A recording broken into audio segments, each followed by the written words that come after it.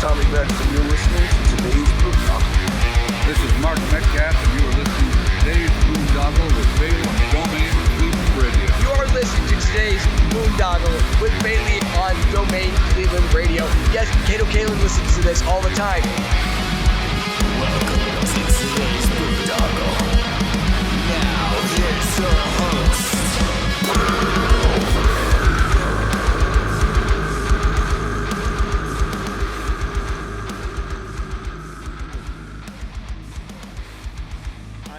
The Sonic Temple Art and Music Festival returns May 14th through 17th with My Chemical Romance, Tool, Bring Me the Horizon,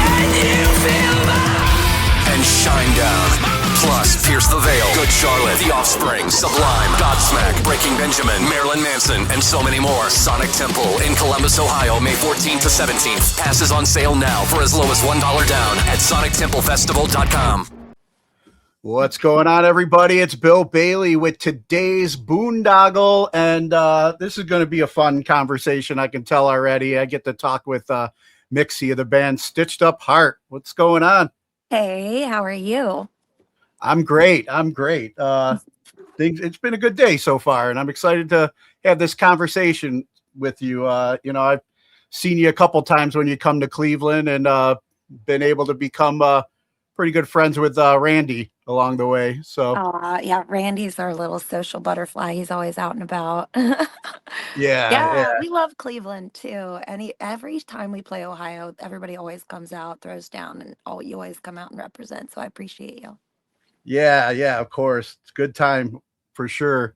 But usually when I have people on for the first time, I like to go like way back. So do you remember when you were little Mixi? What did you originally want to be when you grew up?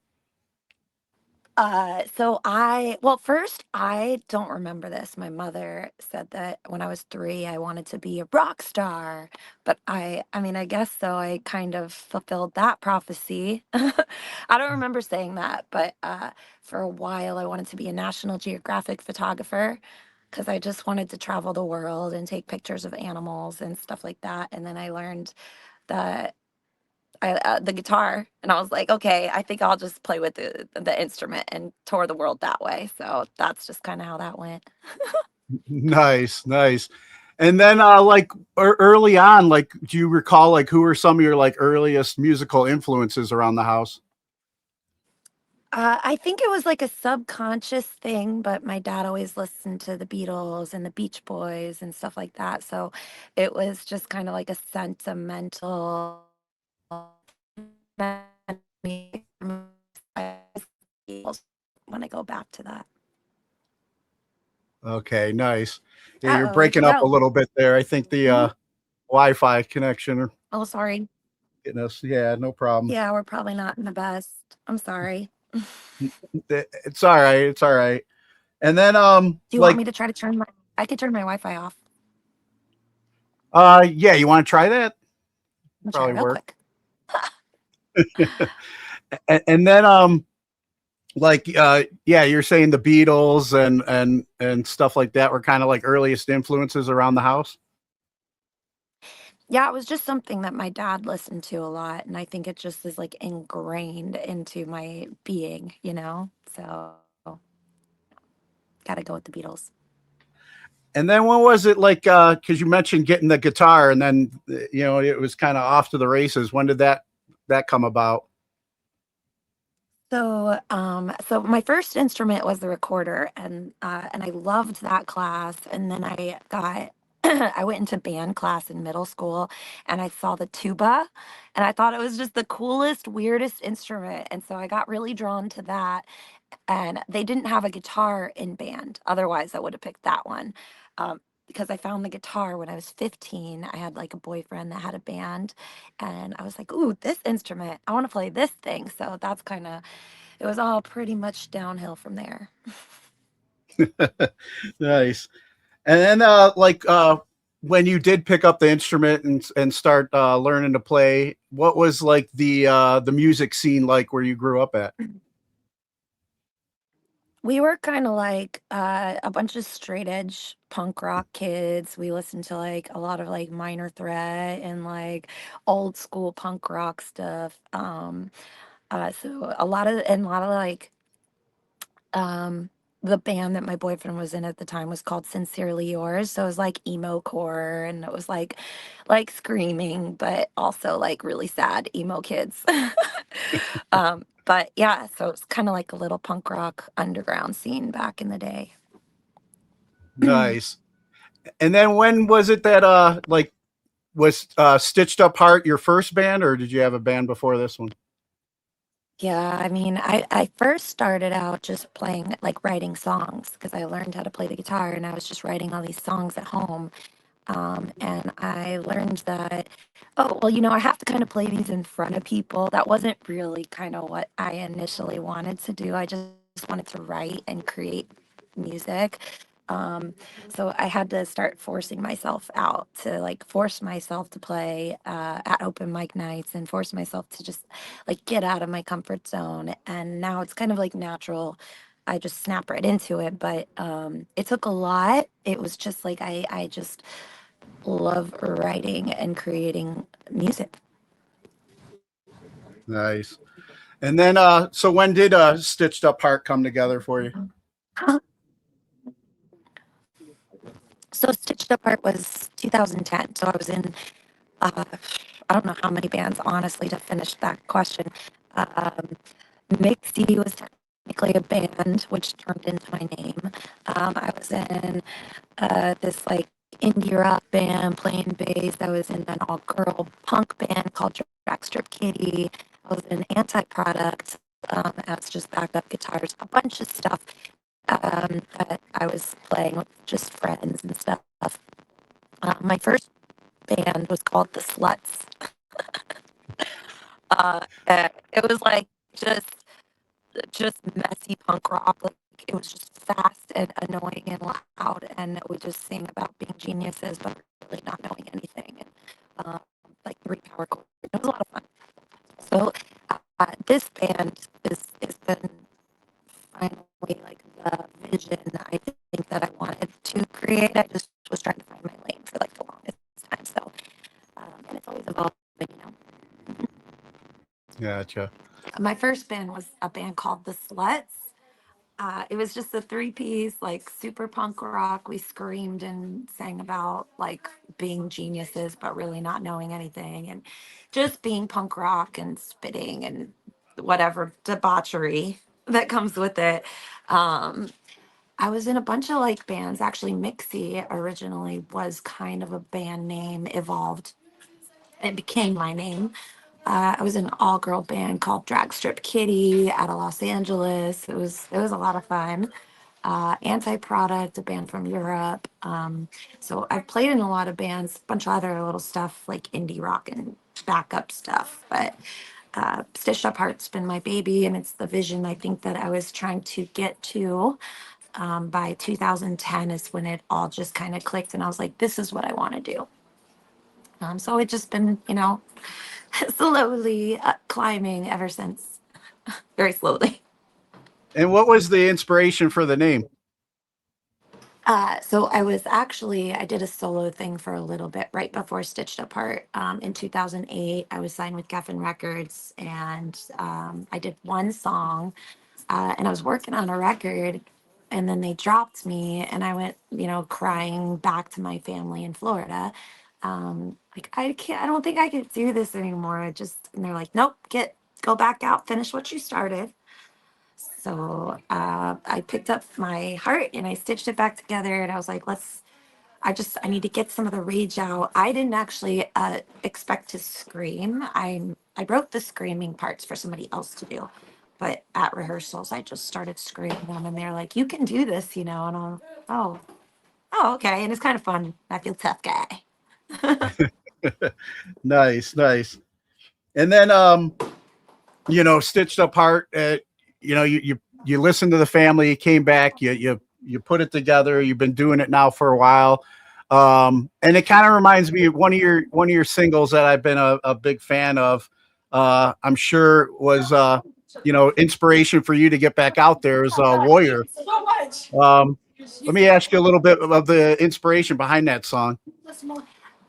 My grandma, she asked me to write a couple songs for the military and stuff. So I wrote a couple. That one, Now That You're Gone, is also just a story about like the story of what happens when someone loses someone. Um, and Warrior is just about like, I can't be your hero, and like really kind of learning what you're fighting for, and not being able to talk about the things that you wouldn't have done, and all of the stuff that comes along with all of that. But like I can't be your hero. All of the stuff that I hold in, I can't tell you about. Um, so it's kind of about that simplified. I kept it simple, just to get the message across. But yeah, my grandma wanted me to write some military songs. Nice. Yeah, I remember, I think when I like kind of got first like hip to you guys, um it was during COVID. You guys did like a live concert for the military, didn't you? Like a isolated stream concert or something like that? Yeah, it was like it was the Air Force base, or it's the military base in San Diego, and they were doing like a live stream. It was nobody could come to the show, but we did it on like their rooftop just for like the main people. I guess the mayor of the military base. I don't know. I don't know exactly how it works, but it was Yeah. like all the top cool people at this place. And it was a really cool experience, especially because our guitar player's dad was stationed there for a little bit as well. So um, it was cool to be able to be part of something like that and pay some respect back. It just went on a live stream, but it was really fun. I liked it. It was like one of the only shows in COVID. Yeah, yeah, I remember watching that. And I was it the Navy base there or was it the Yes, Marine Corps yes, sorry, base? the Navy base. The Navy base. Starts with Okay, a yeah. C. Coronado? That's the one. Yeah, it's Okay. beautiful. I don't know if you've Yeah, been there, but it's so yeah, pretty. yeah. I'm retired Navy and I actually did some training out in San Diego years ago, Yeah, So it's cool. They were like, they showed us the Blackhawk car wash. It's like a car wash, but for the helicopters. They were just yeah. like spraying them down because the salt water. But it was really like it just cool. It's just cool to do stuff with the military. It's just always feels good. Yeah, yeah, it definitely means a lot to us. I remember like during my last deployment over in Kuwait, like Scott Stapp from Creed came and played our bass, and Everclear came and played, and I got to be like security for them. And I've been friends with Art ever since. Then it was an amazing experience. So it was cool to see you guys doing that. And Respect. yeah, and then I'm also somebody that's in recovery, and I just another track that I really enjoyed was um, My Demon. You want to share a little bit about that story? I think that a lot of people get so scared of our shadow self. Like, a lot of people are just like, I'm an angel all the time. Like, no, we're not. We all like kind of mess up here and there. We all have thoughts that are not perfect. And my demon is just kind of like embracing the good and the bad that we have inside of us. And it's just like, if it wasn't for the bad things that have happened in my life, I wouldn't be as strong as I am today. It wouldn't have made me the person that I am today, because we grow through the darkest times. We grow the most when we're in the darkest places. So when everything is awesome and great all the time, like there's Yeah, no such thing as having only light. There has to be some dark in order to see the light. You can't have, like, you have to have both. And I think that's yeah, kind of where not shying away from uh, not shying away or refusing that part of yourself. yeah. No, I agree. I've studied like some shadow work on my own journey, like the Carl Jung shadow self work. And I know, like, when I was always like felt like I had to wear that mask and that I was always perfect and a good person. I mean, that weighs on you. That gets heavy, and I think that actually contributed to me, and my addiction back in the day, and acting out because I knew I couldn't live up to those I set for myself. Yeah, I was like, I'm kind of socially awkward. I'm a little bit of social anxiety. So for me, alcohol kind of just helped me go out and talk to people without caring. I was just like, I don't give a shit. I have one drink. I'm good. Let's go. But it also, I'm kind of a lightweight. So it made me into like a person that I didn't like, I guess, but I wasn't really present for it. I just didn't like who people were telling me I was during that time. And like my husband would film it and he's just like filming me being just stupid. And I don't remember it. So I don't even recall what was going on. But so I can't even take responsibility if you're not even there for it. So it's like, so he'd video it. I was like, I really don't like that girl. Like she's being such a bitch. um, so it just turned me into something I didn't like. So I stopped drinking. I was like, 2015. So 11 years. I Nice. have my other vices nowadays, but it is what it is. I can't be perfect all the time. But yeah, I just do what I do. I got my Monster Energy and sometimes a little bit of gummies. I got you. Yeah, I know. Like my last blackout was after that deployment. It's like I kind of like, it was a dry country and I had to kind of get sober, but I was like spiraling before I mean, God was doing for me what I couldn't do for myself by sending me there. And when I came home, Peabody's, I don't know if you guys ever played Peabody's. You remember Peabody's from Cleveland back in the Yes, day? yes, yes. Yeah. So they had a welcome home party for me and it should have been like great. I went and served and it's like everybody, all my friends and people there like to honor my returning home alive. And I don't remember any of it. I was blacked out drunk and it's like I'm embarrassed to watch the video from that night. And that was like my last blackout. And then that's when I started my recovery journey and I just celebrated 17 years on March 1st. So Nice. Oh, and congratulations. yeah, thank you. Thank That's you. It's been amazing. Um, and big then, deal. kind of talking about like one of the reasons why I would drink, and same with like what you were saying, and what been healing for me since I've been sober is doing this podcast. It helps me get out of my shell and talk to strangers and get to know them, and have normal conversations. But being in my own skin always felt uncomfortable. So I, of course, really like the single "This Skin." You want to share a little about that one? Yeah, I mean, I think a lot of us don't feel 100% comfortable in our own skin. It's why I, color all over myself. I feel like and maybe it's because this isn't us ultimately. Like, this is just our physical density form.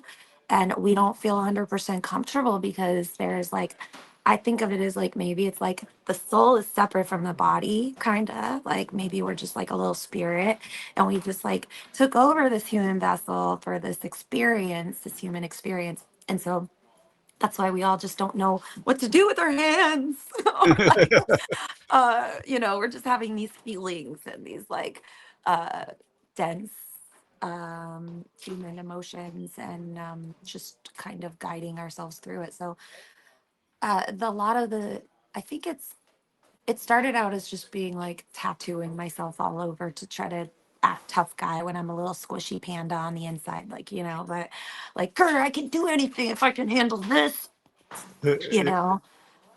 And I like the Yeah. art. I think it's fun. Like we're all just blank canvases, just decorate yourself what you like. And try as much as possible to figure out how to feel comfortable in your own skin. Still working on it. Yeah, yeah, exactly. It's been funny because in my journey of recovery, like you say, it's just like I kind of try and, especially during my time in the military, we try and like have this like tough outer shell and carry like guys aren't allowed to show emotions and all this stuff. And it's like when I start working my program and getting farther along, it's like my old sponsor would tell me, the good news is you're going to start to feel again, and the bad news is you're going to start to feel again. And it's like now I get to be like just myself in like the rooms of recovery, and it feels great to be able to like cry and be, authentic, Yes. I think it's really hard. I do agree with you when it comes to being a dude. Like, you have to be like masculine all the time and be tough. And I feel like every once in a while, dudes are allowed to cry too. Like, you guys can show emotion. I don't know where that like came from. Like, I think it's beautiful to let it out. I cry every tour, like every tour, and that's just because I'm an elder emo. But but things happen, and like for me, tears are like holy water. Like, tears are showing our true empathy, and allowing us to have that empathy. Don't stuff it down, because you're just not allowing yourself to be free of that emotion and let it out. Let yourself feel like, but it is scary when you've been numbing all those feelings. I don't know why we're so scared of feeling things. Yeah, it's been very freeing to be able to just start finding I just turned 53, so I'm glad I'm finally getting it, at my young age, or my old age or whatever, of feeling emotions and stuff. And it helps me be a better dad. I have two daughters, and I want to be a better like man for them and a better father, a better man for my relationship and stuff. And you know, um, Yeah. being our authentic self and taking down the armor helps that happen. Yep. I think I think there's too much fakeness in the world right now, and people want real, authentic, like human interaction. They crave it, and me as well. Like, and I crave connection, like real connection, true connection. Um, and I think that's why we do this stuff, and I think that's why the music kind of brings us together. So it helps me anyway. Yeah, no, exactly. I watched, like, I think last time you guys were here too, there was that back and forth with you and the audience, that connection, it's Well, I don't understand if you're not performing with the people that are just like looking at you. They're all looking right at you. Like, look at them back. But yeah. I And, think and that's when they part of it. participate, with you guys. Yeah, exactly. I mean, they came to see you because they're connected to your music, and they're connected to something that you have to say. Um, and so connect back. Yeah.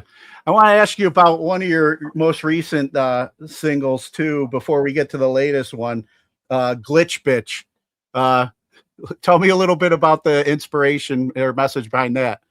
I just wanted to be a sassy girl, and we just had fun. It was just like, let's have fun. Let's have a girly eat girl fun TikTok-y song. Like, let's just have fun with it. And we just want to get a bunch of baddies together and have a big party, like a LA like mansion party. And I invited all these really cute girls from the internet that I thought were like super adorable. And I was like, maybe I'll just get all the girls I think are so cool to come. And a bunch of other girls didn't show up, but also I get it. They don't know me, and I'm DMing all these hot baddies on my Insta. Come to my party. And all these awesome chicks came, and then Conquer Divide. They hopped on the song like a week before the music video. They're like, "Hey, do you want to be on this track?" Like, nailed it. Like, made it even better. I didn't think the song could get better, and it got better. And it was just a lot of fun. A very girl power, feminine energy, um, chaos, and attention deficit disorder. And it was just a really good fun time. That's really what it comes down to, right? Oh yeah, yeah. It definitely looked like a good time for sure. And then talking about that girl power continues now into your latest single with Heidi from Butcher Babies. Let's talk about Cannibal. Yes. So I've known Heidi since before Stitched Apart was ever a band. I was at Butcher Baby's very first show. I gotta say, I'm a number one fan. I'll fight you if you disagree. Um, I caught a Barbie that she threw into the crowd, and I was in love like instantly. I think at some point I was drunk one night and asked to be in the band, and I was like, "Hey, you need some keyboards? I don't know, whatever you need. I want to be in your band. I like your band."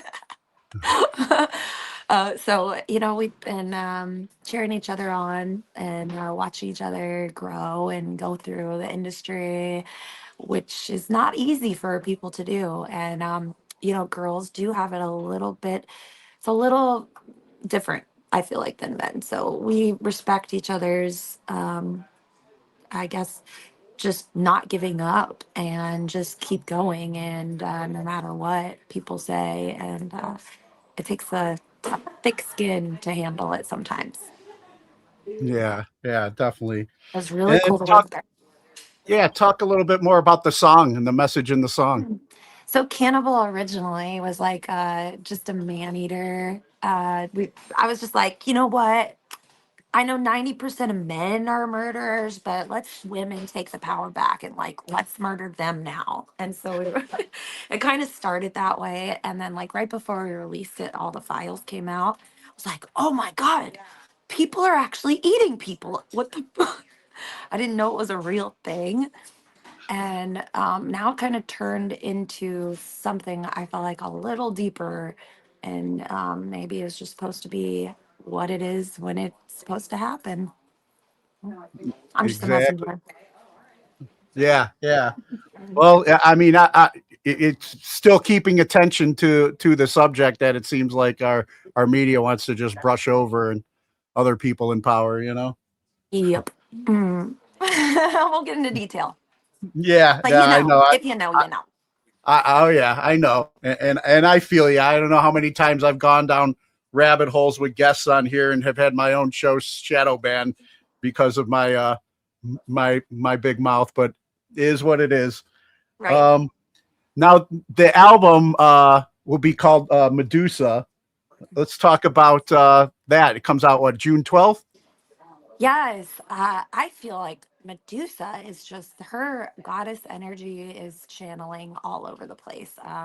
There's been books coming out. There's other artists like channeling this goddess, and there's something about that um, I want. There's a million different stories that go with Medusa, and she's always been told like called like the monster, the one that was like she was the bad guy, right? But the history is written by winners. So how do we know that she was the bad guy? The other story that I think that needs maybe a little bit more light and maybe an open mind about is her being just a beautiful woman that ended up bad things happening to her, and then she was cursed by Athena, and then she was cursed into this just horrible monstrous thing, and then you know Perseus came and chopped off her head in her sleep, and it's like, oh, that was kind of messed up, and now you're calling her the monster.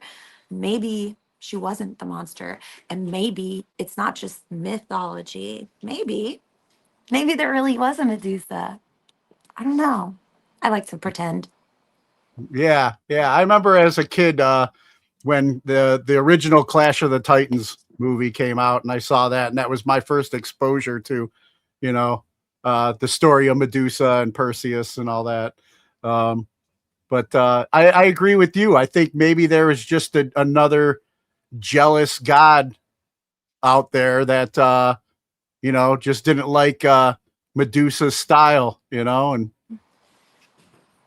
Medusa was hot as shit, I mean, Athena was just pissed. Sorry, Athena, you're cool too. But like, why'd you gotta do that? yeah, yeah. There's a joke in there of how she left men, but I'll just leave that out because Who knows what's real, man? yeah, yeah, exactly. And then so now you, as we were talking a little bit before you went on, you guys are now currently on the road with Sebastian Bach. You kind of were telling me a little bit about your experience last night. You want to share a little bit more about how this tour has been going? And It is just so cool. I had one of those moments. There's a lot of little moments where you're just like, "Oh my God, I'm out on tour with Sebastian Bach. This is crazy." We got on stage. I'm a little shy, honestly. When I first meet people, like new tours, new band members and stuff, it takes me a little bit to warm up and just kind of see how everybody is. And so I think we're coming out of our shell a little bit. But so we came up last night on stage and sang Youth Gone Wild. And I was just like jumping around in my like pajamas because I'm like, I'll go up there, but in my pajamas. Uh, and just like it was just like such a cool moment to just be like, oh my God, we're doing this. That's sick. But yeah, there's only like I think 10 shows left. We have a headliner on one of the days off. We have 6 in a row right now. So we're in Jersey right now. We have a headliner just to fill a date, and then Florida, Nashville. Nice, nice. Yeah, I know for like myself too. I already told you like my age, so dating myself, but my one of my first and still all-time favorite concerts that I went to back, they used to have this thing called Ticketron before Ticketmaster. And my sister worked at like Sears, and there was a Ticketron office there, and she was able to talk to a friend that worked there, and she scored me tickets for Guns N' Roses with Skid Row on the bill. And this was this old venue called Richfield Coliseum here in Cleveland. And I was like maybe a sophomore or junior in high school, and I was third row center from the stage for that show. And it was like Use Your Illusion was just getting ready to come out with Guns N' Roses. You know, I think Slave to the Grind was just getting ready to come out. So it's like I got to hear Sebastian, I got to hear Axl. You know, I mean, still this day I look back and it was just like, wow, that impacted my life big time, just hearing those songs live, you know, with their original members and stuff back then. It's pretty nostalgic and pretty surreal and just yeah, it's really cool. I can't even put it into words. Just like just really cool. I can't believe I'm doing this kind of thing. Awesome, awesome. And then I think after this tour wraps up, you guys got another one lined up because I believe you're going to be coming back in my area, neck of the woods here later this summer. So Lena from Infected Rain, we toured with them in Butcher Babies 2021, straight out of COVID. We were like the guinea pigs, and I just fell in love with this woman. Oh my God! And so when we were playing a show in Vegas, I hit her up to see if she wanted to go out to the show, and she was like, "Actually, do you know any drivers? We're looking for a driver for this tour coming up." And I was like, "I know a couple drivers, but do you need an opener?" And then we made it happen. So it worked out. So I'm very excited. It's going to be a very female power uh, tour because I haven't met their bass player yet. But she's so gorgeous and she seems really cool. So I'm excited to meet her. And then, yeah, it'll be fun. Nice, nice. Yeah, I'm excited to see it when it rolls through town here for sure. And then like before we get ready to wrap up, I want to ask you a couple questions that I normally ask my guests on here. We talked a little bit about like some of your early influences in music, but who would you say are your top 3 artists that you're listening to today? So I've been listening to a lot of weird spiritual stuff. I'm on this crazy spiritual quest. But as far as like bands go, I really like Bad Omens a lot. Anything that they come out with is awesome. Um, Spirit Box. I love Spirit Box. Pretty much anything with a female vocal in it, I'm obsessed, immediately obsessed. Anything that Poppy puts out is just incredible. So yeah. But lately, I've been like doing weird frequency meditations. So my ears have been like band stuff, frequency stuff, band stuff, frequency. I don't know. I'm just a hippie. No, that's awesome. I listen to that stuff before I go to bed, you know, like get Yeah. some good sleep and get my mind right throughout the evening. So it's I been drive huge. everybody crazy because they hear this high pitched like noise. And I'm like, hold on, I'm healing my body. Chakras. They're just like, what is that? Ah, why are you ringing bells? I don't No, know. It's what TikTok told me to do. no, it's beautiful. I'm with you on that. And then what class do you feel should be mandatory before graduating high school today? That's a really good one. Morals. I don't know. I think having good moral code, like what the right thing to do, what the wrong thing to do would be. I don't know why we Hmm. don't have a school like that or a class like that. Not even in college. Like how to be a good person. I don't know. Don't be a jerk, Yeah, right? exactly. And I think like kind of going back to the spiritual thing you were just talking about, it's like maybe if we taught our children to meditate, and center themselves, and maybe there'd be less lashing out, less anger, less violence, less, you know, um, people just feeling like they have to keep up with the chaos in the world. That pause is missing from back in the day. I think that is the biggest challenge right now is like trying to center yourself when there's chaos everywhere that is trying to trigger you and trying to put you in that lower frequency. And so the challenge is to like let it brush off. Don't claim that energy, right? And just be like, that's just an emotion. That person's having a day. And it happens all the time to me lately. I'm really trying to like stay in a higher headspace or like try not to get frustrated or irritated or all those negative emotions. Um, it happens when you're tired, when you're hungry, when you're on tour and everybody's just annoying. Yeah, yeah, So you have to like be like, you know what? I'm not going to be annoyed at that today. I don't care that there's half empty water bottles all over the RV today. It's fine. It's just water bottles. So, and actually, the more that you work on that, I feel like the more you don't get triggered by stuff that usually would be annoying to you. And it's all like how you're looking at it. When you change the way you look at things and things you look at change, that whole concept. yeah. So I don't know. This is getting deep, but yeah, they probably need me for sound check soon. All right, yeah, I'm getting ready to wrap up, but yeah, I definitely feel you there. It's helped me with my relationship with my daughters by being able to pause instead of trying to fix everything. I actually listen now, and it's been a beautiful, beautiful thing on this journey. Um, Fixing everything because you think you're helping them, but you're actually just they think you're just telling them what to do. Is that what you mean? yeah, oh Yeah. yeah, Oh yep, yeah, I got a couple friends like that. yeah, yeah, exactly, Okay, I know you're trying to help, but I'm gonna do what I want. exactly, exactly. And then, who are three people who've inspired you and you can credit for making you the person you are today? Mom, dad, can I put my grandparents in there as one giant four-piece grandparent? Yes, you can. Let's do that. Yeah. Nice. And then we already kind of mentioned a little bit about how playing the military base and stuff like that. But any kind of message you have for our military members currently serving overseas? I have a lot of messages I shouldn't say out loud. Um, I just am really, I, I'm thinking about you. Okay, I'm Awesome. sending all the love. Awesome. Mixi, I know you got to get ready and get the sound check. I appreciate this conversation. I'm glad we worked through all the technical difficulties and look forward to talking with you in person when you come back to Cleveland and stuff. Could I ask one last favor before I let you go? Yeah, You mind cutting a promo ID for the show? Just sure. introduce yourself, and you're listening to today's Boondoggle. Hey, it's Mixi from Stitched Up Heart, and you're listening to today's Boondoggle. Awesome, awesome, Mixi. Thank you so much for your time. It was great talking with you. Give my Thanks for boy chatting. Randy a hug for me.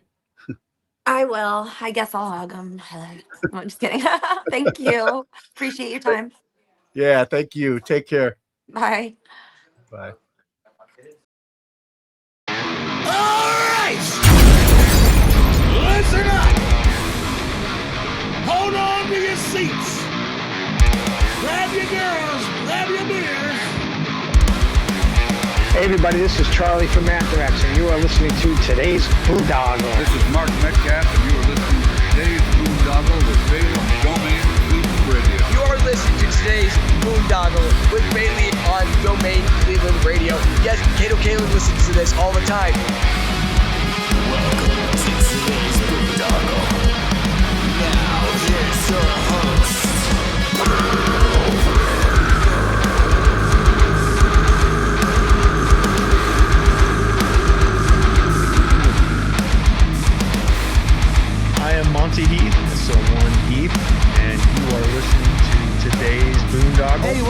John from Skillet, and you are listening to today's Boondoggle on